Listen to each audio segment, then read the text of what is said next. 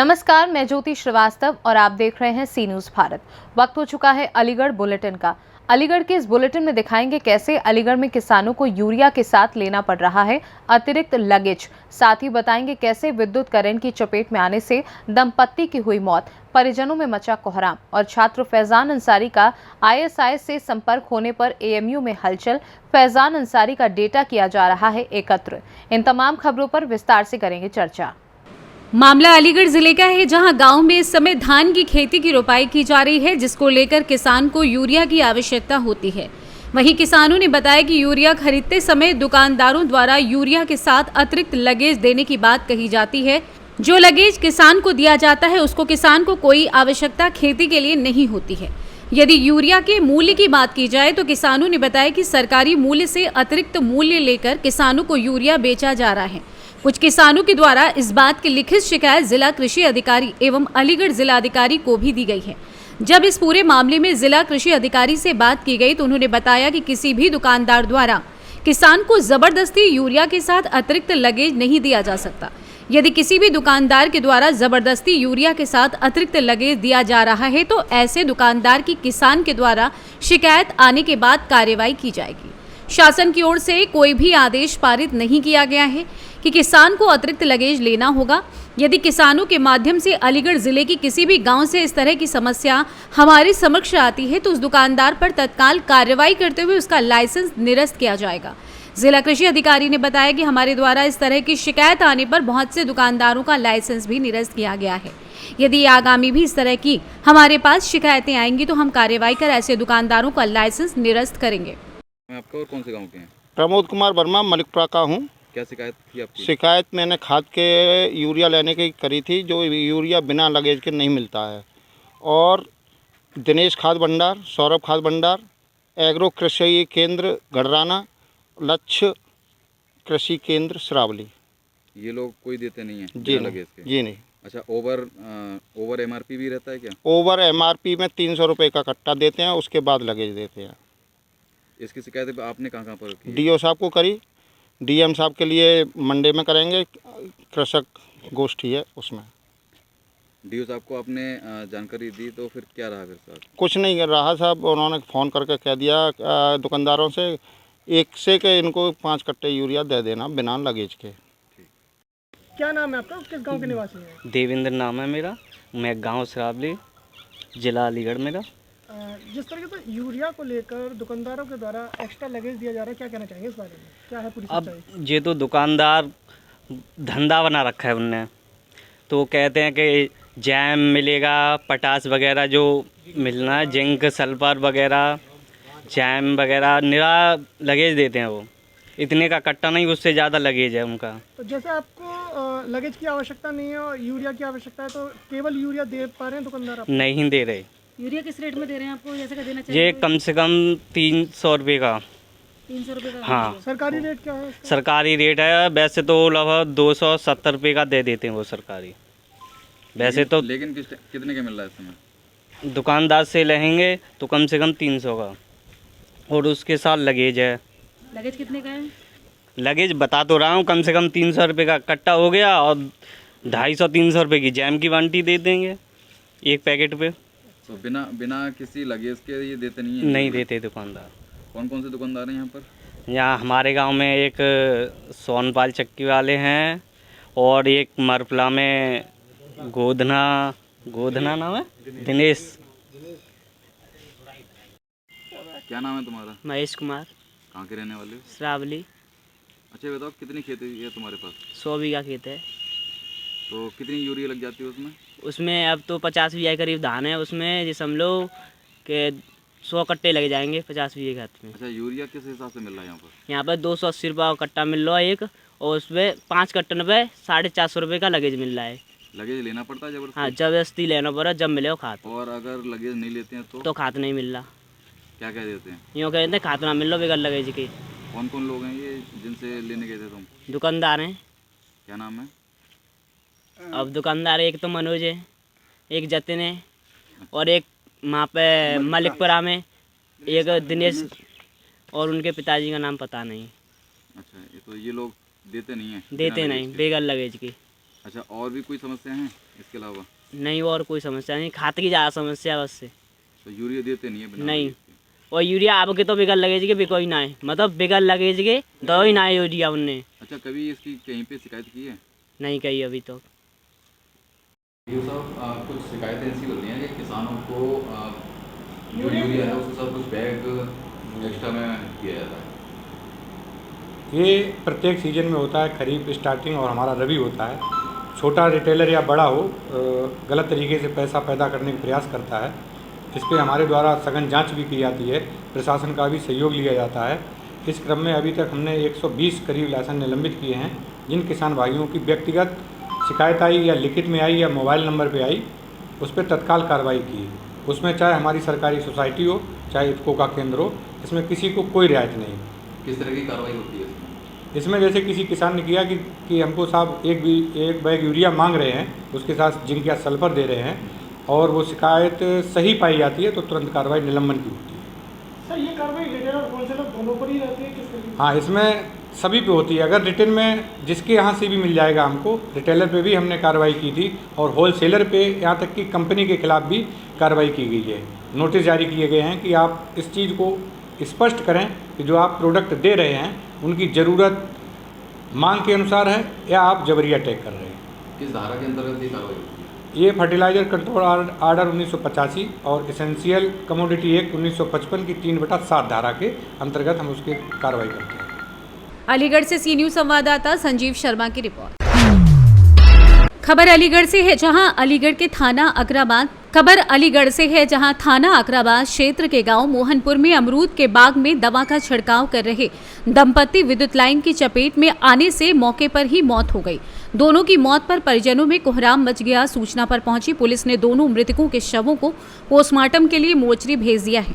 बताया जाता है कि गांव धौरी निवासी एक मजदूर किसान गांव मोहनपुर में अमरूद का बाग किराए पर लेकर खेती करता है, जहां वो अमरूद के पौधों में कीटनाशक दवा का छिड़काव कर रहा था। इसी दौरान वो विद्युत लाइन की चपेट में आ गया, जिसे बचाने उसकी पत्नी दौड़ी, जहां वो भी करंट की चपेट में आ गई, जिससे पति पत्नी की मौके पर ही मौत हो गई। दंपत्ति की मौत पर परिजनों में कोहराम मच गया। सूचना पर पहुंची पुलिस ने मृतक दंपत्ति के शव को कब्जे में लेकर पोस्टमार्टम के लिए मोर्चरी भेज दिया है। क्या नाम है तुम्हारा? मेरा नाम जितेंद्र कुमार है। कहाँ के रहने वाले हो आप? दोहरी। आज आप कहाँ पे आए हो? मोहनपुर में। क्या हो गया था मोहनपुर में? मोहनपुर में बाग में करंट आए की तार में वाके रेशमपाल और गीता की दोनों की करंट से मौत हो गई। रेशमपाल और गीता देवी कौन थी आपस में? मेरी भाभी। आपस में दोनों कौन लोग थे? वो पत्नी और पति पत्नी दोनों। कौन सी जगह मौत हुई है इनकी? बाग के अंदर। कौन से गाँव में? मोहनपुर में। नाम है आपका? श्रीनिवास। कहाँ के रहने वाले हैं आप? दोहरी। आप इस समय कहाँ आए हुए हैं? मोहनपुर। क्या हो गया यहाँ पे? बिजली से दो बंदे खत्म हो गए, एक औरत एक आदमी। क्या नाम है उनका?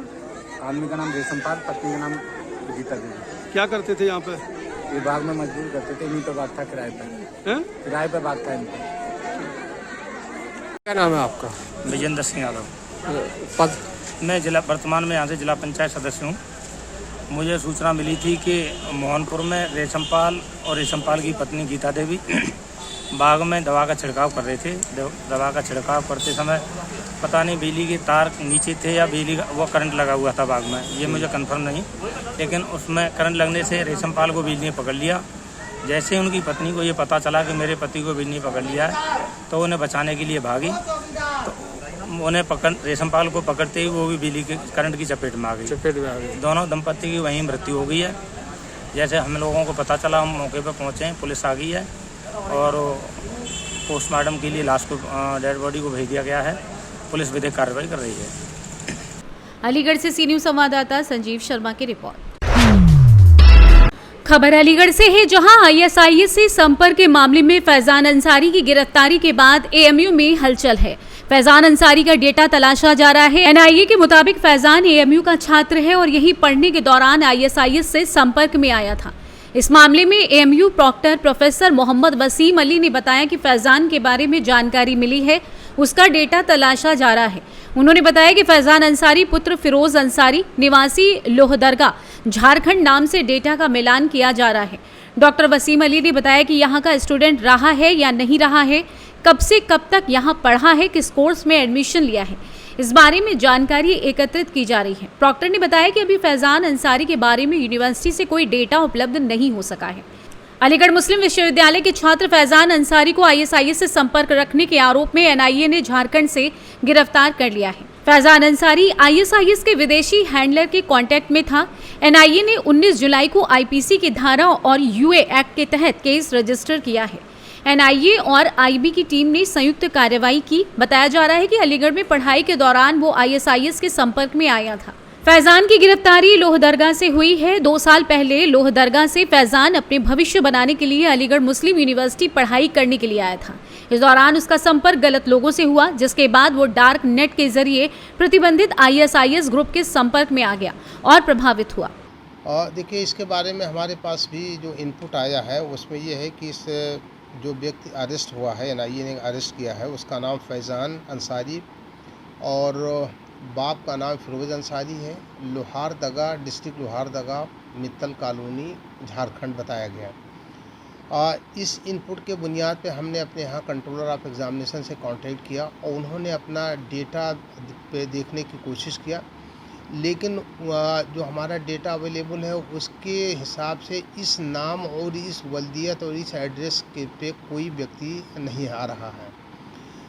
तो इस वक्त अब तक के जो हमारी जानकारी है उसके हिसाब से वो हमारे AMU के रोल पे नहीं है, लेकिन फिर भी हमारे यहाँ स्कूल्स भी हैं। हमने स्कूल से भी जानकारी लेने की कोशिश कर रहे हैं और फर्दर भी हम अभी इसको इन्वेस्टिगेट कर रहे हैं कि क्या इस नाम का कोई लड़का या कोई व्यक्ति हमारी यूनिवर्सिटी के किसी क्लास में इस वक्त पर इनरोल्ड है या कभी इनरोल्ड रहा है।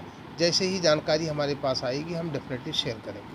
क्या सर नाम में कोई डिफरेंस हो रहा है फादर्स के नाम में या कोई सेम टू सेम? देखिए, जो हमें पता चला है उसमें यह है कि एक फिरोज़ अंसारी नाम का लड़का है हमारे यहाँ जो BSc में इनरोल्ड है, लेकिन उसके बाप का नाम कुछ और है और उसका जो डिस्ट्रिक्ट है वो भी अलग है।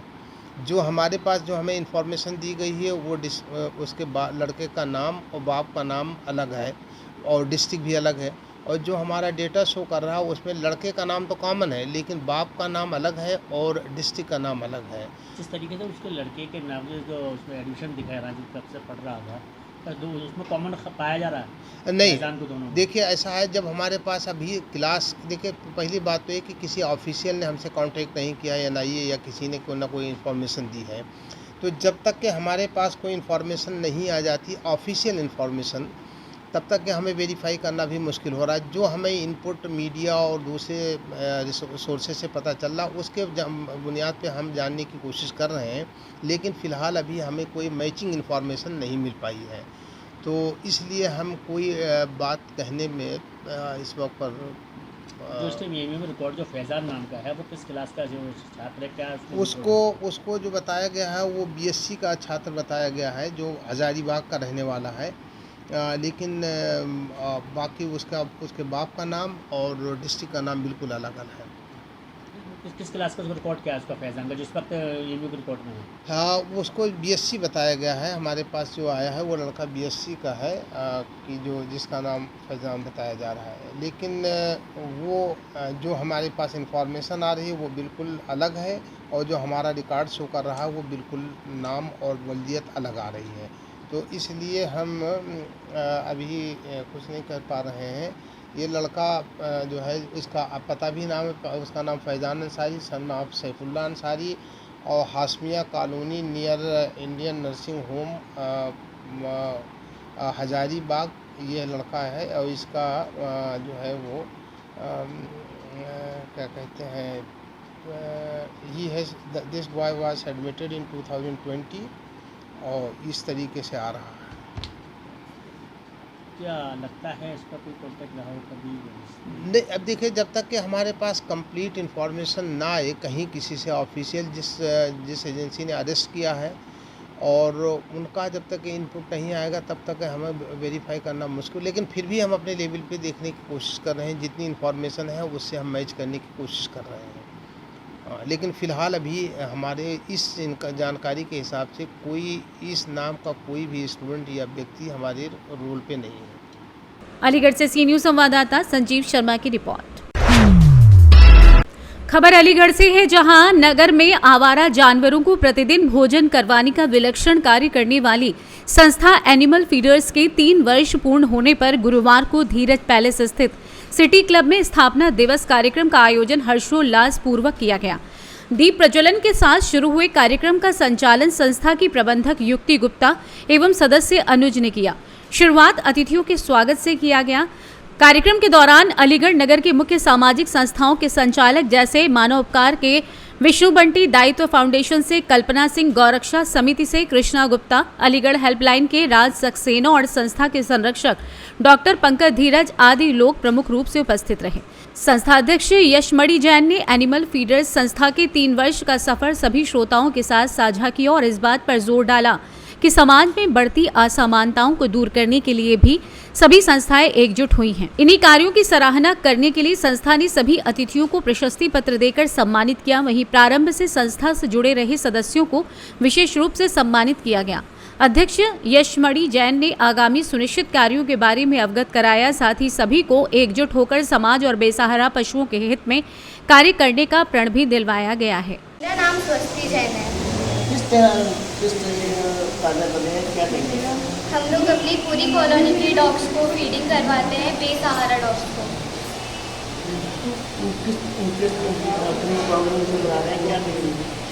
हम कभी कभार खाना ख़त्म हो जाता है तो हम अपनी पॉकेट मनी से बेसहारा जानवरों को खाना खिलाते हैं। जैसे डॉग्स, मंकीज, कैट, बर्ड्स, इन सबको हम लोग फीडिंग करवाते हैं। क्या नाम है? स्वस्ति। संस्था को 3 साल पूरे होने जा रहे हैं। ये एनिमल फीडर संस्था हमने 20 जुलाई लॉकडाउन में 20 जुलाई 2020 में हमने स्टार्ट की थी। इसमें एक सब यूथ थे, सब लोग अपनी पॉकेट मनी जोड़ के आज भी हम लोग ये जितने भी मतलब जानवर होते हैं, आवारा जानवर होते हैं, उनके खाने का ध्यान रखते हैं। और ये करते करते आज हमें 3 साल हो गए। आज हम यहाँ पे इकट्ठा हुए हैं उस 3 सालों को मनाने के लिए, अपना ये सफ़र को पूरा बताते हुए कि हमने क्या किया, कैसे कैंप रखे, क्या अवेयरनेस कैंप रखे, इस तरह से। और आगे भी हमारे कुछ ऐसे कार्य आ रहे हैं, जैसे कि अभी हाल में अपने बोल ऑफ जॉय करके कार्यक्रम रखा था। बोल ऑफ जॉय में हमने उन चिड़ियाओं के लिए मतलब दाने के साथ साथ उनके पानी के लिए भी उसमें हमने वो कोशिश की थी कि उनका इंतजाम किया जाए। और सिर्फ चिड़ियाओं के लिए नहीं, ये तो हम लोग सब करते ही आ रहे हैं। हमने कहा इसमें कि बड़े जानवरों के लिए भी हमने एक सीमेंट के पॉट्स होते हैं घरों के बाहर, हमने वो रखवाए, और जिससे कि सिर्फ छोटे जानवरों को नहीं, बड़े जानवरों को भी इम्पैक्ट पड़ेगी। गर्मी की वजह से हम भी विचलित होते हैं पानी वगैरह की वजह से, तो ये भी होते हैं। तो मैं आप सबसे ये भी चाहूँगा कि जो मुझे इस माध्यम से सुन रहे हैं, जो मेरे इस माध्यम से मेरी बातें पहुँच रही हैं अगर, तो मैं चाहूँगा कि आप लोग अपने घर के आसपास भी अगर इन जानवरों का ध्यान रखेंगे तो आधा काम तो हम लोग का ऐसे ही हो जाएगा। आप सब फीडर्स हैं अगर आप लोग इस काम को कर रहे हैं। और आगे भी हमारे कुछ ऐसे ही कार्य आने वाले हैं, जैसे ऐसे हम कार्यक्रम आयोजित करने वाले हैं जिसमें हम लोग अवेयरनेस कैंप रखेंगे, जिससे बहुत से लोगों को पता चले कि कैसी बीमारियां इन जानवरों में होती हैं, उनसे बचने के क्या कर सकते हैं। कोई गलत संदेश तो किसी पे नहीं पहुंच रहा है। वैक्सीनेशन के बारे में हम बताएंगे। एक राउंड टेबल कॉन्फ्रेंस का भी हम आयोजन करने की सोच रहे हैं, उसे भी हम जल्दी ही पूरा करेंगे। और साथ ही साथ ऐसे वैक्सीनेशन कैंप हुए, अवेयरनेस कैंप हुए, आगे हमारे आगे के कार्यक्रम में सुनिश्चित। अलीगढ़ से सी न्यूज़ संवाददाता संजीव शर्मा की रिपोर्ट। दरअसल पूरी घटना अलीगढ़ के थाना लोधा इलाके के सदलपुर के पास हाईवे की है, जहां बाइक पर सवार 2 भाई आवारा गौवंश से टकरा गए और हादसे में गंभीर रूप से घायल हो गए। घटना को देखते ही स्थानीय लोग मौके पर पहुंचे और तत्काल जानकारी इलाका पुलिस को दी गई। जानकारी मिलते ही इलाका पुलिस मौके पर पहुंची और घायलों को एम्बुलेंस के द्वारा बुधवार की रात उपचार हेतु जिला अस्पताल मलखान सिंह भेज दिया गया, जहां डॉक्टरों के द्वारा घायलों को प्राथमिक उपचार देने के बाद अलीगढ़ के higher centre JN medical college के लिए रेफर कर दिया गया। वहीं पूरे मामले में जानकारी देते हुए घायल व्यक्ति के बेटे वसीम ने बताया कि वो थाना गोंडा क्षेत्र का रहने वाला है और उसके घर में एक कार्यक्रम चल रहा था, तो वहीं उसके पिता नसीम और उसके चाचा मुकीद बाइक पर सवार होकर अलीगढ़ रिश्तेदारों के यहाँ खाना खाने के लिए आ रहे थे। जैसे ही उनकी बाइक सदलपुर के पास हाईवे पर पहुंची, तभी रोड पर अचानक ही गौवंश आ गए, जिसके कारण उसके पिता की बाइक गौवंश से टकरा गई और हादसे में उसके पिता व चाचा गंभीर रूप से घायल हो गए। घटना की जानकारी पुलिस के द्वारा उनको मिली, जिसके उपरांत वो घटनास्थल पर पहुंचे और घायलों को उपचार के लिए जिला अस्पताल मलखान सिंह लाया गया, जहां से डॉक्टरों के द्वारा उनको मेडिकल कॉलेज के लिए रेफर कर दिया गया है, जहां उनका उपचार जारी है। भैया मुन्ने, आपके हस्बैंड का नसीम। कहाँ की रहने वाली है? गोंडा के रहने वाले हैं। थाना कौन सा लगता है आपको? गोंडा थाना। अच्छा, ये आज जो 2 घायल हैं, ये कौन है आपके? हमारे घर वाले हैं और हमारे देवर हैं। उस देवर का नाम मुखीद है और घर नसीम नाम है। दोनों भैया अपने जा रहे थे और उससे गैया से घटना हुई है। इस गैया को अपने उसका मोटरसाइकिल पे थे दोनों भैया। आ रहे थे, कहाँ जा रहे थे? अलीगढ़ से जा रहे थे खाना वाना लेके। जरा हमारे घर में प्रोग्राम था। तो कहाँ पर एक्सीडेंट हुआ है? ये कौन सदलपुर पे गैयों से। इन गैयों का वो करो और भी इसमें घायल होंगे और भी कोई मरेगा, कोई और भी जो होगा। दोनों की चोट आई है क्या? दोनों की चोट आई है। ज़्यादा चोट है क्या? छोटे देवर की ज़्यादा चोट है। क्या कहना चाहेंगे आप? ये कहना चाह रहे हैं भैया इन गैयों को अपने हिसाब से रखो, इन्हें अपना कंट्रोल में करो। अच्छा, अब ये सुनने में आया है कि 3 दिन पहले वहाँ पर कोई घटना हुई होगी, कोई घटना हमें इस बात की नहीं मालूम, पर इसमें आप सुनाई आ रही है, पर इसमें घटना हुई है। पर इसे कंट्रोल में करो इन गैयों को। गैया फिर रही है, बहुत वो हो रहा है। हम किसी का बहन का भैया है, किसी के घर वाला है, किसी का कुछ है, भैया उससे अपने कंट्रोल करो उसे। अब कहाँ पर आए हुए हैं? अब हम गोंडा में आए हुए हैं। जिला मलखान सिंह अस्पताल। जिला मलखान अस्पताल में आए हुए हैं। क्या नाम है आपका? वसीम। आपके पिताजी? नसीम। कहाँ के रहने वाले हैं? गोंडा। थाना कौन सा लगता है? गोंडा ही। अच्छा, ये 2 घायल जो हैं, ये कौन है आपके? ये घायल हैं 2 लोग, ये कौन है आपके? ये हमारे एक चाचा हैं, पापा। एक चाचा हैं, एक पापा हैं। क्या क्या नाम है इनका? नसीम और मुफीद। तो क्या हुआ है इनके साथ में? ये यहाँ से अलीगढ़ से गांव जा रहे थे गोंडा और गाय से टकरा गए। कहाँ पर? सदरपुर में। अच्छा, कितने बजे की घटना हुई?